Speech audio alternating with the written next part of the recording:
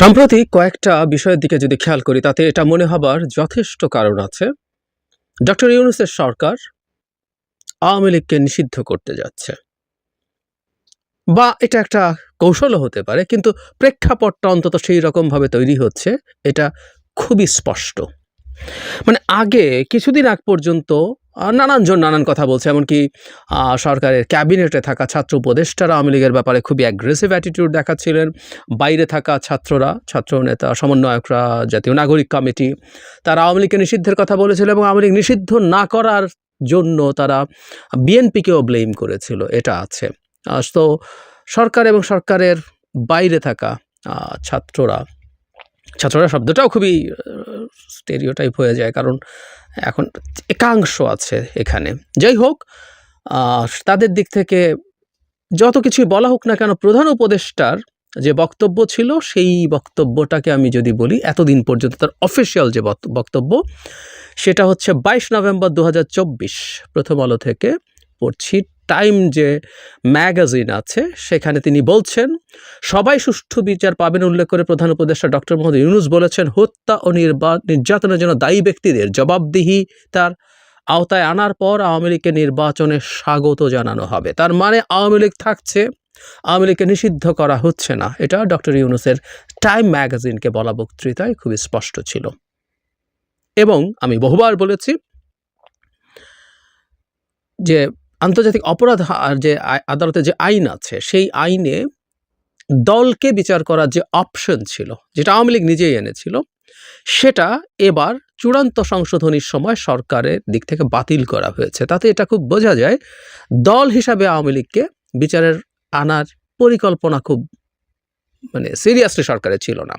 এখানে একটা কথা অবশ্য যুক্ত করে দেওয়া দরকার, সেটা হলো এরপরও চাইলে কোনো বিচারক সেরকম চিন্তা করা বা সেরকম প্রসেস শুরু করার ক্ষমতা বিচারকদের হাতে দেয়া হয়েছিল।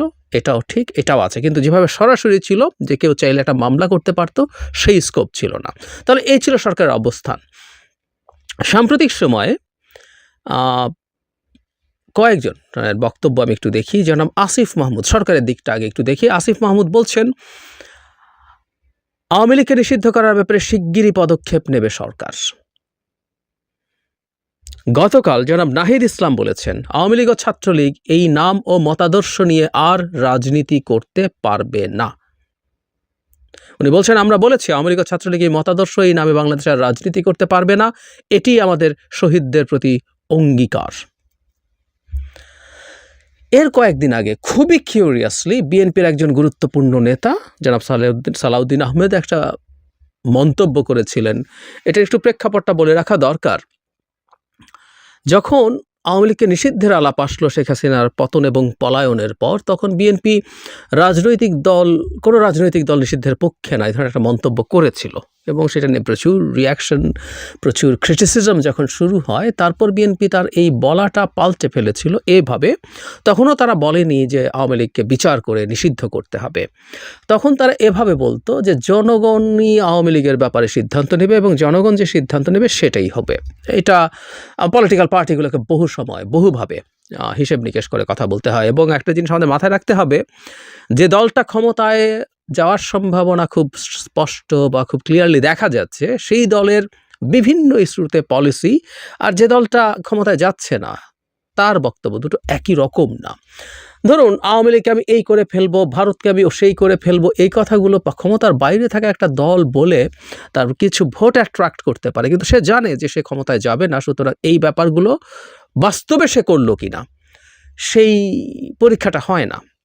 কিন্তু যেই দল ক্ষমতায় যাওয়ার জন্য ফাইট করে, ক্ষমতায় যাওয়ার প্রবাবিলিটি আছে, আর এই মুহূর্তে তো বিএনপির এটা প্রায় শতভাগ নিশ্চিত, সেই হিসাবে তাকে এমনভাবে কথা বলতে হবে যেটা সে রক্ষা করতে পারে। সুতরাং আওয়ামী লীগ থাকা না থাকার সাথে অনেক জিওপলিটিক্যাল হিসাব নিকাশও আছে। আমি এর আগেও কয়েকটা ভিডিওতে বলেছি, আমাদের ছাত্র উপদেষ্টা আসিফ মাহমুদ একবার একটা ভার্সিটিতে প্রোগ্রামে, Jahangirnagar if I am not wrong, ওখানেও তিনি বলেছিলেন যে দূতাবাসগুলোর চাপ আছে আওয়ামী লীগ নিষিদ্ধ না করার ব্যাপারে। আসিফ বা নাহিদ কেউ একজন বলেছিলেন। তো সুতরাং আমরা বুঝতে পারি যে আওয়ামী লীগ থাকবে কি থাকবে না এটা শুধুমাত্র আমাদের সিদ্ধান্তও না, এটার জন্য চাপ আছে, নানান রকম তৎপরতা আছে। ভারত তো আছেই, আমরা ভারতকে সরিয়ে রাখি, কিন্তু জনাব সালাউদ্দিন আহমেদ 5 ফেব্রুয়ারি বললেন আওয়ামী লীগ বাংলাদেশে রাজনীতি করতে পারবে না। ওনার বক্তব্যটা এরকম, আওয়ামী লীগ নামে বাংলাদেশে রাজনীতি করতে পারবে না এই দলের নেতাকর্মীরা, সে আওয়াজ ওঠাচ্ছি। আমরা আওয়ামী লীগের এই গণহত্যা ও মানবতা বিরোধী অপরাধের জন্য রাজনৈতিক সংগঠন হিসেবে বিচার দাবি করছি। মজার ব্যাপার, গতকালই আমরা জানি অনেকে আমাদের প্রধান উপদেষ্টার সাথে দেখা করতে গিয়েছিলেন বিএনপির 3 সদস্যের একটা প্রতিনিধি দল নানান ইস্যুতে, মূলত নির্বাচন নিয়ে আলাপ হয়েছে, কিন্তু সেখানে একটা রিটেন স্টেটমেন্ট বিএনপি তার কাছে হস্তান্তর করেছে। কিন্তু সেটা খুবই ইন্টারেস্টিং হচ্ছে, বিএনপির মহাসচিবও এখন বলছেন আওয়ামী লীগকে দল হিসাবে বিচারিক প্রক্রিয়ায় আনার আহ্বান। তিনি খুবই ক্লিয়ারলি এটা বলছেন, আওয়ামী লীগকে বিচারের আওতায় আনা নিষিদ্ধ সরাসরি এই চিঠিতে না থাকলেও বিচারের পথা নিয়ে আসা দরকার, এবং বিচারের প্রক্রিয়া আনার মানে হচ্ছে এটা নিষিদ্ধ হতে পারে। একটা জিনিস মনে রাখতে হবে, জনাব সালাউদ্দিন স্থায়ী কমিটির সদস্য, অত্যন্ত গুরুত্বপূর্ণ সদস্য, তার বক্তব্যকেও দলের বক্তব্য হিসেবে আমরা নেব, কিন্তু তারপরও কেউ কোনো ক্ষেত্রে বলার সুযোগ থাকে যে এই বক্তব্য ওনার ব্যক্তিগত যদি খুব রিয়াকশন হয়, it is a very common strategy আমাদের দেশের রাজনৈতিক দলগুলোর ক্ষেত্রে, তারা এটা করেন। কিন্তু গতকাল যখন অফিসিয়াল স্টেটমেন্টটা দিয়েছে, সেখানে এটা অফিসিয়াল বিএনপি স্টেটমেন্ট, যেটা মহাসচিব স্বয়ং হস্তান্তর করেছেন আমাদের প্রধান উপদেষ্টার কাছে। এত কিছু বলে প্রেক্ষাপট তৈরি করার উদ্দেশ্য হচ্ছে, গতকাল প্রধান উপদেষ্টাও এমন ইঙ্গিত দিয়েছেন বলে আমি মনে করি, যাতে আওয়ামী লীগ নিষিদ্ধ হতে যাচ্ছে এই রকম একটা ইন্টারপ্রিটেশন করা যায়। আমাদের অভ্যুত্থানে আহত নিহতদের সাহায্য হস্তান্তর করার ক্ষেত্রে জন্য একটা প্রোগ্রাম হয়েছিল, সেখানে আমাদের প্রধান উপদেষ্টা কথা বলেছেন। সেখানে তিনি অনেক কথা বলেছেন, তার মধ্যে যে জিনিসগুলো গুরুত্বপূর্ণ সেটা হচ্ছে, মানে আওয়ামী লীগের যেসব লোকজন অপরাধ করেনি তাদেরকে সৎপথে আনা, তাদেরকে ভালো মানুষ হিসেবে সামনে নিয়ে আসা, এই ধরনের কথাবার্তা বলেছে। যাদের বিচার হবে বিচার হবেই, এবং একটা কথা খুবই রাইটলি বলেছেন, বিচার খুব তাড়াহুড়ো করলে অবিচার হওয়ার সম্ভাবনা থাকে, বিচার মানেই সুবিচার, সুতরাং তাড়াহুড়ো করার ব্যাপার নেই। এবং তারা অনেক চক্রান্ত করছে, সামনে আরও অস্থিরতা হতে পারে, তাদের এই পতন তারা মেনে নিতে পারেনি, ফলে আরও সংকট হতে পারে, সবাইকে সতর্ক করেছেন। কিন্তু একটা জায়গায় তিনি বলছেন, আমি কোট অ্যান্ড কোট পড়ি, ভিডিওতে এটা আছে, আপনারা ভিডিওটা পাবেন। আওয়ামী লীগের যারা গণ্ডগোল করতে চায় তাদের সম্পর্কে বলছেন, দলে ভিড়িয়ে ফেলবো, নিজেদের কাছে নিয়ে আসবো, আর তা না হলে আইনের কাছে সোপর্দ করে দেব। খেয়াল করছি আমরা, দলে ভিড়িয়ে ফেলবো, নিজেদের কাছে নিয়ে আসবো। নিজেরা কারা, দল একটু খুঁটিনাটি ডিবেট করলে অনেক কিছু করা যায়। নিজের বলতে উনি কাকে বোঝাচ্ছেন, কারণ এটা আমি একটুকু অন্তত ছাড় দিয়ে যদি ধরে নেই, সেটা হচ্ছে নিজেদের বলতে আমরা যারা শেখ হাসিনার বিরোধী শক্তি, বিরোধী যে রাজনৈতিক দলগুলো আছে, তাদের মধ্যে কোনো না কোনো জায়গায় তাদেরকে নিয়ে আসব, আর বাকিদেরকে পুলিশে সাপোর্ট করে দেব। খেয়াল করি, ওনার টাইম ম্যাগাজিনের কাছে বক্তৃতার সাথে সেখানে একটা সিগনিফিক্যান্ট পার্থক্য আছে। উনি এটা বলছেন না যে যারা অপরাধী তাদের বিচার করব, বাকিরা যারা আছে তারা আওয়ামী লীগ চাইলে আওয়ামী লীগ করুক, নির্বাচন করলে নির্বাচনে যাক, বলছেন না এবার। এবং দুজন উপদেষ্টা, জনাব আসিফ যখন বললেন আমাদের ছাত্র উপদেষ্টারা অনেক ক্ষেত্রেই ম্যাচুরিটির পরিচয় দেন, সো এটা ব্যক্তিগত কিনা এটা ভাবার এক ধরনের স্কোপ ছিল। কিন্তু জনাব নাহিদ ইসলাম বলার পর দুজন উপদেষ্টা যখন বলেছেন, এবং বিএনপিও তার সাথে রেজোনেট করছে, আমার কাছে সামহাও মনে হয় বিএনপির সাথে ইনফর্মাল আলোচনা হয়েছে সরকারের, অন্যরা তো আসলে চাইছেনই। জাতীয় নাগরিক কমিটি, বৈষম্যবিরোধী ছাত্র আন্দোলন এবং অন্যান্য দল, আমি ঠিক মনে করতে পারছি না জামায়াতের স্ট্যান্স কি, যদিও আমির অনেক সময় আওয়ামী লীগের প্রতি খুবই সহানুভূতিশীল বক্তব্য দিয়েছেন, তাদেরকে ফ্যাসিস্ট ডাকাও, মানে নিষিদ্ধ দূরে থাকুক, ফ্যাসিস্ট বারবার বলাটাও পছন্দ করছিলেন না, কিন্তু আমি লেটেস্ট অবস্থাটা জানি না। কিন্তু আমি মনে করি এই মুহূর্তে সরকার এবং ছাত্রদের সংগঠন বিএনপি এবং জামায়াত মোটা দাগে যদি রাজি হয়, তাহলে এই কাজটা করে ফেলা যায়। ওভারঅল ফুল কনসেনসাস হওয়া কঠিন হতে পারে, কিন্তু এটা যদি হয় হয়ে যাবে। তো বিএনপিরও এই মন্তব্য, এবং আজকে অফিসিয়ালি, মানে গতকাল অফিসিয়ালি এই মন্তব্যটা আমাদেরকে গুরুত্বপূর্ণ ইঙ্গিত দেয়। এখন প্রেক্ষাপটটা পাল্টে গেল কেন, সেটা নিয়ে যদি কথা বলি, আমি যেটা ধারণা করি সেটা হচ্ছে শেখ হাসিনার, মানে একটা কথ্য কথা অনেক সময় ব্যবহার করেই ফেলি, ইত্রামি। ওনার ইত্রামি আসলে এই দলটাকে নিষিদ্ধ করার প্রেক্ষাপট তৈরি করতে সাহায্য করছে। যে মানুষগুলো লিস্ট বলার চেষ্টা করেছিলেন, আচ্ছা এই দলটা থাকুক, আমরা এদেরকে পলিটিক্যালি মোকাবেলা করব এবং পলিটিক্যালি এদেরকে শেষ করব, কিন্তু না, পরিস্থিতিটা তারা সেই জায়গায় রাখেনি। মানে আমি নিজেও পলিটিক্যালি মোকাবেলা করার কথা বলেছিলাম, যদিও আমি বহুবার বলেছি যে বিভৎস সব মানবতা বিরোধী অপরাধ করেছে আওয়ামী লীগের বিচার করে এটাকে নিষিদ্ধ করে খুব দেওয়া যায় খুব ইজিলি। আমি এক্সিকিউটিভ অর্ডারের কথা বলিনি, সন্ত্রাস দমন আইনের কথা বলিনি। আমি বলেছিলাম আইসিটিতে বিচারিক প্রক্রিয়া, তাদের আত্মপক্ষ সমর্থনের সুযোগ দিয়েও তারা সংগঠন হিসাবে ভয়ঙ্কর সব মানবতা বিরোধী অপরাধ করেছে, নিষিদ্ধ করা যায়।